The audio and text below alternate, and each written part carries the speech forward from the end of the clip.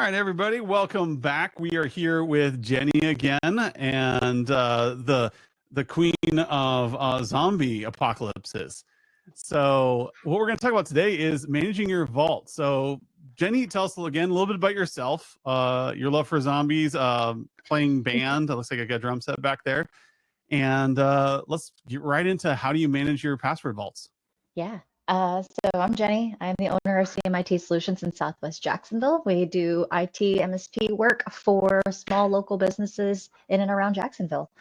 And yes, I do love zombies. It is my favorite topic at any time. Anyone can ask me, how would you handle and prepare for the zombie apocalypse? And we'll be best friends at the end of that conversation, for sure. Definitely check out our last episode where we talked about the do's and don'ts of zombie apocalypse, as well as just general how do you plan for business continuity and make sure you're staying up during different scenarios. But and today we're making it fun for everybody. And it's fun. And it's fun for everybody. And what's neat about this particular month in October is outside of being the Halloween month, it's also Cybersecurity Awareness Month. I should have mentioned that in the last podcast, but I didn't. Anyways, so Jenny and I are here talking about managing your password vault. How do password managers work? What do you do with them? And I have strong opinions on this, and like Jenny has strong opinions on this. Should be pretty good. So give me a breakdown of what you know about password managers. Like back when I was a kid, it was an Excel spreadsheet. I'm sorry, it was Lotus 123. Oh, God. And then it went into like Excel spreadsheets, and those were your password managers. And eventually people started putting them into notepads and shared documents until the light started shining upon us all and we got password keepers. Tell me a little bit about your experience with this stuff. I'm pretty old though. Well, there was definitely no training on how to make passwords growing up, like for me. So you just kind of knew it was something that would go along with a username. But there was no talks of like, oh, it's actually a security measure. This is like best practice for it. You would just kind of sometimes see whatever you're trying to log into or build an account for, give you requirements for the password, like a certain minimum characters, a special character, a capitalized letter, whatever. That was pretty much the only guidance we really got on passwords. And then as you got more, I guess, advanced technology and more concerns around security, and hackers become more of a concern, or maybe I just got older. Then they started pushing out tools to help people get more complex passwords because the policies were getting so complex, and there was guidance about making it a full sentence. Other ones, it was make it 4 random words that have nothing to do with each other, and then add in a couple numbers and weird characters. Use a random generator that no one's ever going to remember. They started saying use these phrases that you make it into like a code, like an acronym, like meet is like the first letter, but it's a capital M, and the next letter is lowercase me, it's a small m, and then at is the next symbol, and it's like supposed to turn it into a memorized phrase or whatever. Salting passwords was a big popular thing there for a while. Yeah. You know that. So salting, for those of you who know what salting is, you add a word onto the beginning and the end, or a series of numbers on the beginning and the end. Mm-hmm. And so you can reuse the same word. You just got to change the numbers. Mm-hmm. Yep. So there's all those strategies that they'll push out that everyone can use and try. They still do. And then but remembering them, all the things that we require passwords for, it has increased significantly. They've tried to kind of handle and address that problem with SSO, or any sort of using your Gmail to log into an account, or your social media to log into other tools and applications, so you don't have to create brand new credentials. But in a way, those can also be a concern, because now if that one thing gets compromised, like your social media, now you're potentially also accessing things that have bank account information or credit card information, your subscriptions to things. Suddenly you have 4 Netflix subscriptions and a couple of Crunchyrolls or whatever. So Crunchyroll, I knew you were my kind of people. I just reached the limit of my anime watching on Netflix, and I'm like, what do I do? And people are like, why don't you have Crunchyroll? I'm like, what's Crunchyroll? And then my friend stared at me blankly like I was some kind of alien. I'm like, I'm missing something, aren't I? And yes, I was. But yeah, now you have 2 of those accounts, and all kinds of stuff can like it becomes everything's interconnected though, right? That's one of the things with networks is that everything's connected. So passwords are super, super important. And then one of the guidances that were pushed out through like different security trainings that I was trying out and testing for some clients, one of them was everyone must use, it was like NIST requires everyone to use a password manager. Yep. And I was like, that's kind of scary. I don't know. So we actually didn't even talk about what our strong opinions were. So it's kind of funny if we're like completely opposing. That is a No, it's possibility. good. It's good. But I'm not for it, and it's not a recommendation that I like to make. Despite that, it is, I will use NIST as a backup for a lot of things that I want to push, initiatives that I try to push to my clients. But password managers is not going to be one of them. I'll make other recommendations. Definitely multi-factor authentication. Definitely using keys, and if you don't want to use your personal phones, which I don't recommend that too, if you can avoid it. Company issued like keys and stuff like YubiKeys. But yeah, password managers though, not high on my list of recommendations because one, I think it becomes a target. Two, it is a place, it's almost like an all eggs in one basket feeling to me, just in concept. Yeah, so those are just kind of the two main things that come to mind that I think are pretty straightforward with a concern of using password managers. Yeah. But yeah. To me, it comes down to auditability, right? Everything's going to get broken at some point. Outside of multi-factor is really hard to break. And then there are some really great multi-factor. I have pretty much used every multi-factor you can think. I've had the little cards that you have with the grid. We've used those in data centers and in call centers because some people don't have phones. Some people don't have this. And it's weird to think about when it comes to multi-factor. How do you stabilize that? I like the password vaults in certain situations because of their auditability. And then I have to look into what kind of cryptography are they using.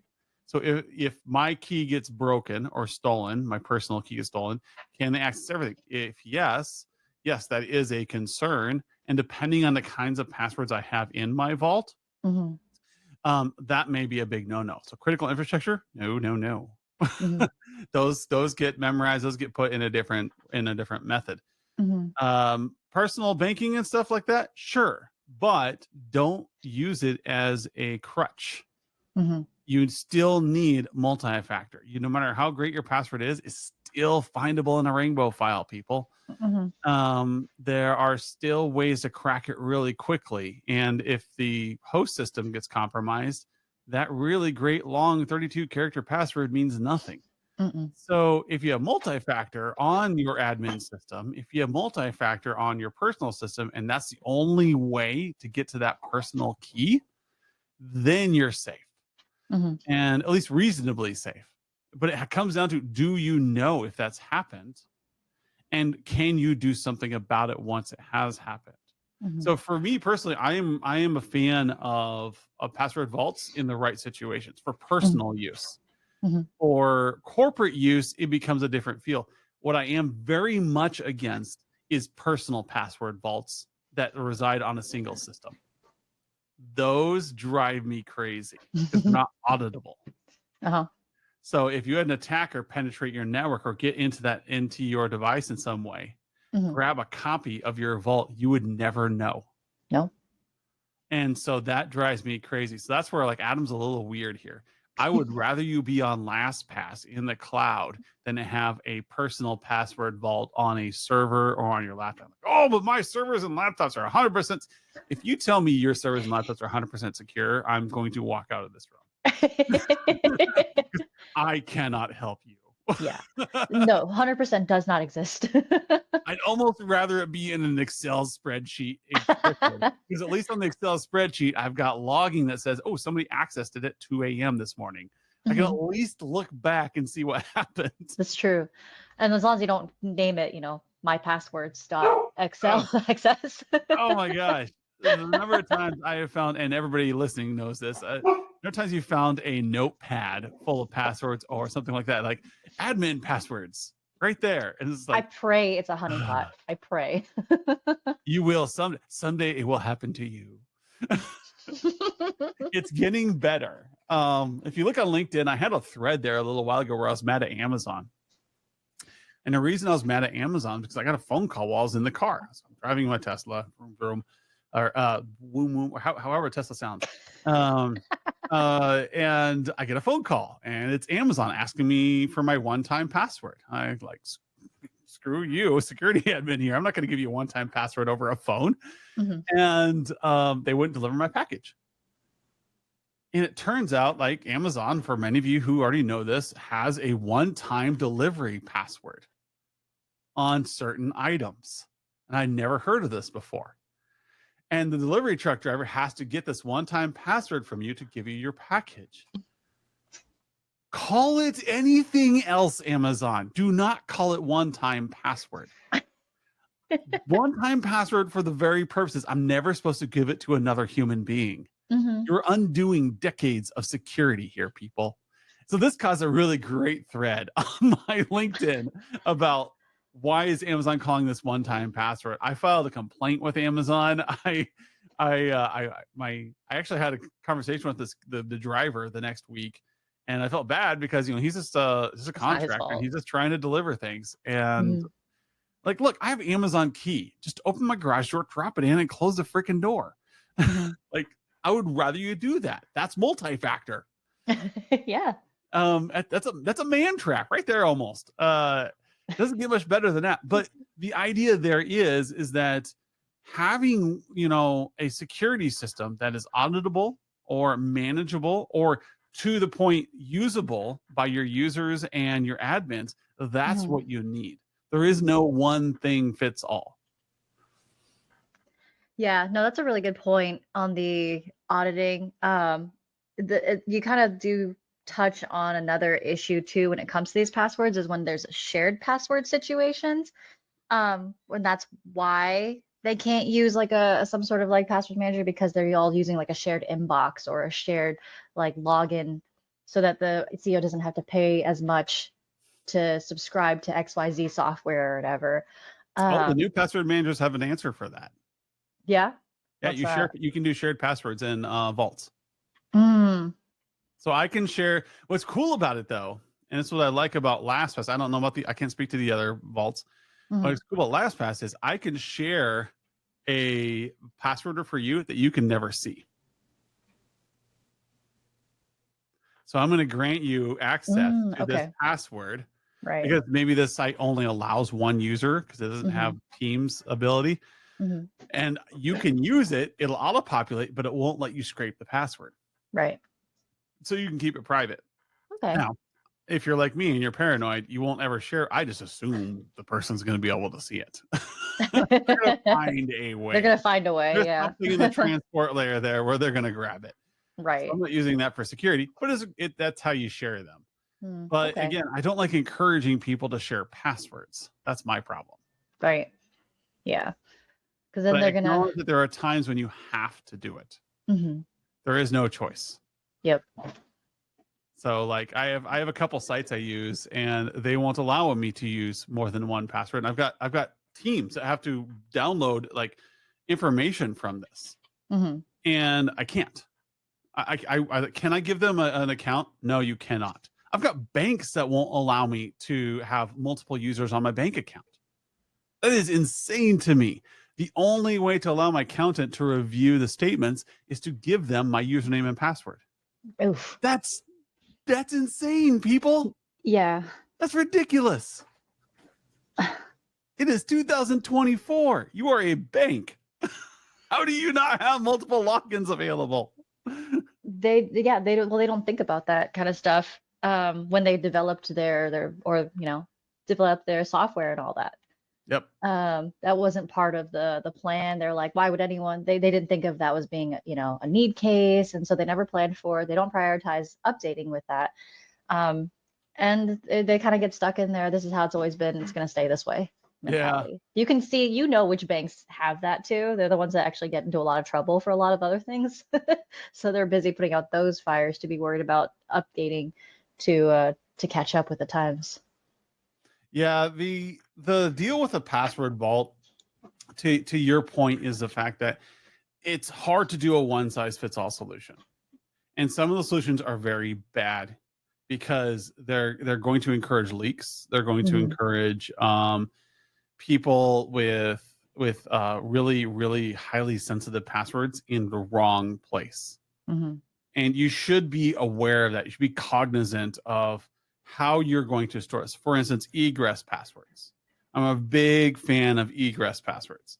So on message boards, I see a lot of tech companies where they keep the admin passwords to themselves and won't share it with the business for Mhm. security purposes. Right. Now it's an ego thing. But Mhm. anyways, an egress password, so the domain, the root admin, or these various the accounts that have control, master control. You give half the password to the finance person, half the password to the CEO. And the Mhm. only way to access this is for both of those people to get together and type in their halves. That's a great password management tool.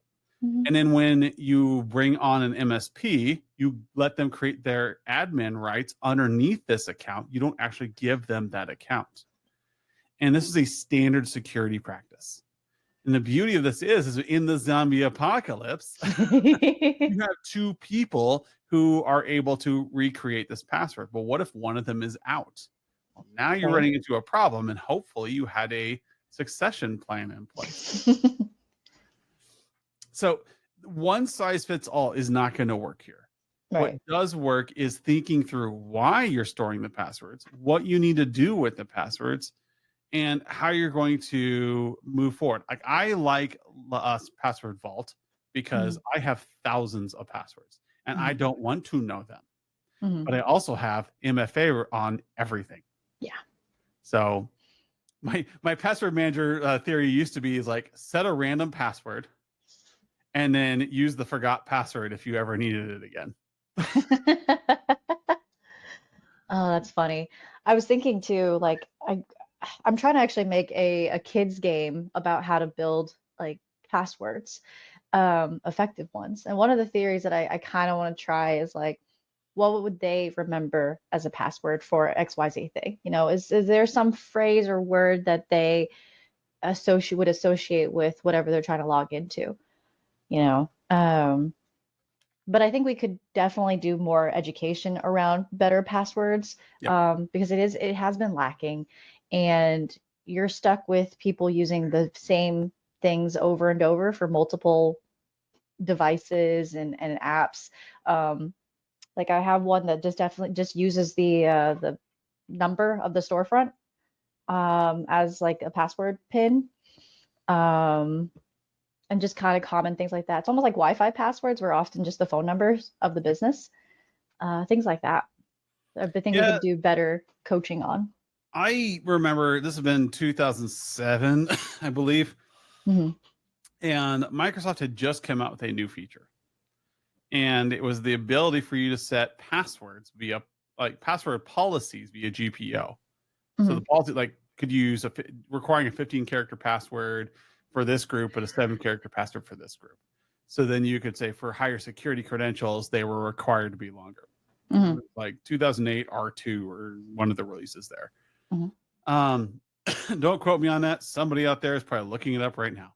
Anyways, the concept that I came across was for gamification of passwords and teaching was look, you can have a 9 character password, and I'm perfectly happy with you doing that, but you're going to change it every 45 days. Hmm. If you come with a 16 character password, I'll let you change it every 90 days.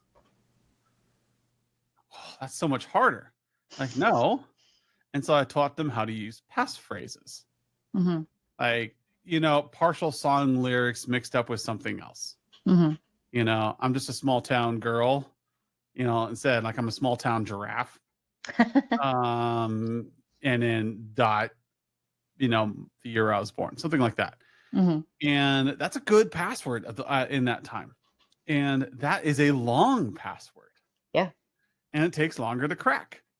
Now, passwords since the last 12, 17 years Hmm. has evolved and you have to think a little bit more complex. But when I gave people that option, when I dangled a carrot in front of them, if you go with a 15 character passphrase, Hmm. I will switch you over to this new policy. You enter your new passphrase, and if it passes, you get to switch your password every 90 days. Because people are so annoyed with changing their password. I think it was like 30 days or 45 days. They're so annoyed with that rule that they were excited that I gave them an extra month and a half to do this. And that's how I incentivize people to be more secure. Give them an incentive. Don't give them a deterrent. Give them an incentive. Don't threaten them. Say, hey, look, your life will be easier. Look, use a passphrase. It's longer, and you get this benefit.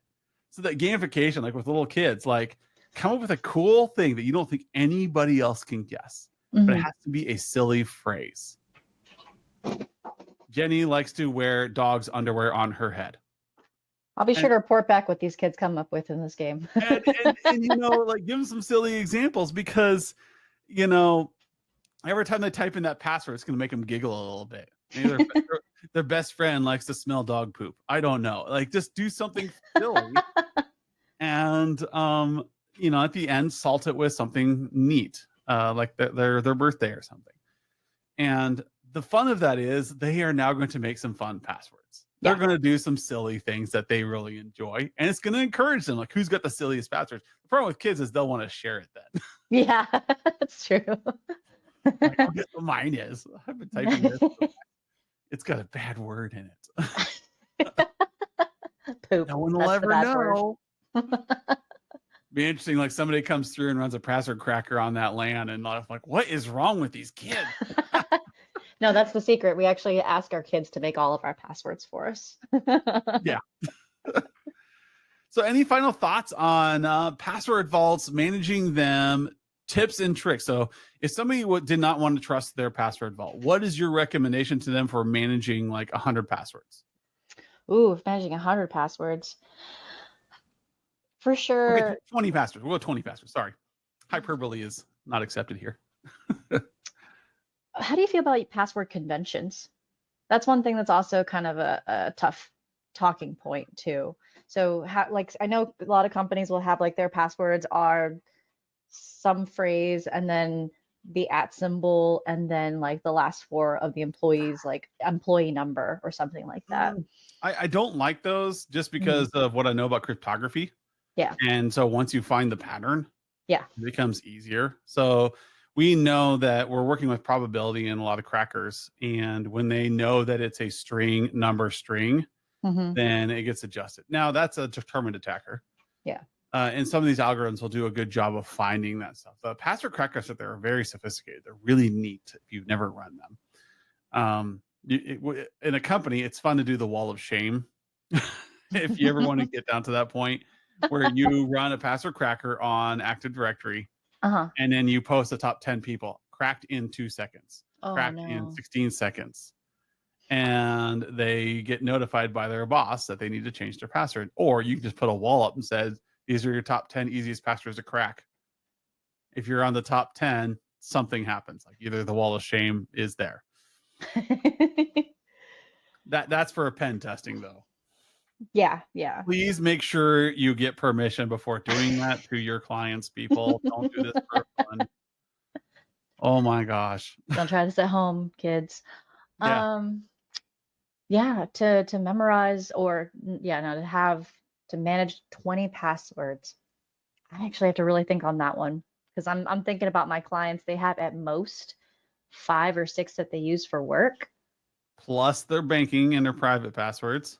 Well, they're on the personal side. So I'm even trying to think about how to separate the work ones from their personal ones, but there's probably honestly a lot of crossover. They probably do the same password for a lot of things too. So I tell people, assume your users are using the same passwords for Netflix as they are for their email. I actually did that once with a client because they were sure that their password was like totally safe. Not only then I was like, well, I just figured out how to get into your Facebook and log it into your Facebook because it was pretty easy to find your email address. So then that's what they use to create a Facebook account. And then after that, I know your password for this and probably use it across everything. So stop doing that. Yeah. Only takes one breach and you are in a password file, which is another use for password vaults is that if somebody's if I'm using a password, which I have, guilty, and the password vault will yell at me. It will give me a big fat warning. And I think on the enterprise ones, you can actually make policies around you cannot do this. Don't quote me on that. I'm pretty sure on the enterprise version of some of these higher end ones you can. Mm-hmm. Do not allow password reuse. If password use is detected, nuke. Also, don't use the Chrome extensions or whatever, like in Google, to manage your passwords. But it's so easy. Yeah, sure it is. And easy always means safe. That's why we have multi-factor authentication, right? Because it's not an extra step. It's super quick and easy. Yeah, I my hate Face ID. personal thing for like a quick tip to make things easier for you is feel free, reuse your passwords if you're using a authenticator app. Mm-hmm. So if you need to reuse a password on a number of sites, use an authenticator app. Google Authenticate, LastPass Authenticate, whatever you want to use. Pick one. Pick an authenticator app. They are worth their weight in gold and they're free usually. Mm-hmm. And that will save you. So I've saved myself from so many hacks. Yeah. Because I got a notification that somebody's trying to log into your account. And I'm like, and I changed my password. Just as due diligence, but they're not getting in because they don't have multi-factor. Now, somebody can do some kind of man in middle and intercept my multi-factor, then I'm screwed. Yeah. But at that point in time, hopefully I have remediation efforts already underway. Yeah. And you know about it happening too. Auditability. Mm-hmm. Yeah. Comes down to auditability. I want to know if somebody's tried to hack my account. I want to know if somebody's trying to get in here. And if you're running a password vault, and they've never been cracked into, don't think you're safe. Go with the authenticator app that's been cracked into a couple times because they know where their holes are. And those are good ways to determine if you're working with a good company. Chances are some of these companies, they won't tell you if they've been cracked. That would be embarrassing. They would lose clients that way. Yep.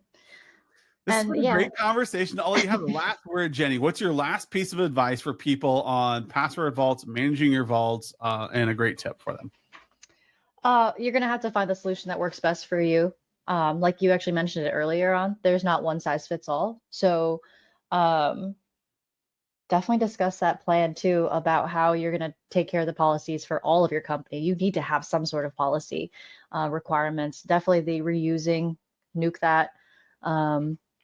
And making sure you have a plan that is, like you said, auditable. Auditable? Is that the right word? Yeah, auditable. Yeah, I think to me, it's auditability. Is you're going to get hacked. Bad things are going to happen. Mm-hmm. I love using banks that are really great on disaster recovery, on remediation efforts. So some of the bigger banks like Capital One, Chase, they're really good at this. They deal with thousands of them a day. Mm-hmm. They know you're going to get your password stolen. They know you're going to mess up. And they're there as they get entire divisions dedicated to helping you out. Knowing that you were hacked, knowing that somebody got into your account, and knowing that a $1 billion company has your back is a very comforting feeling. Mm-hmm. Don't just think that your password vault's going to save you, that your Excel spreadsheet is going to save you. Yeah. Zombie plan again, right? Go back to the zombie plan. Yeah, and another bad thing about online password vaults, zombie apocalypse. They are not zombie apocalypse proof. If it's and they'll have a local storage, but it only has so many days on it. So yeah. Yep. All right. Thank you, Jenny, for coming on once again. This has been fantastic for Cybersecurity Awareness Month. If you need to check out Jenny and help you out with your password management, just give her a ring over at CMIT Solutions. And yeah, we'll hopefully see you on again sometime. Yeah. Thanks for having me. All right. Bye.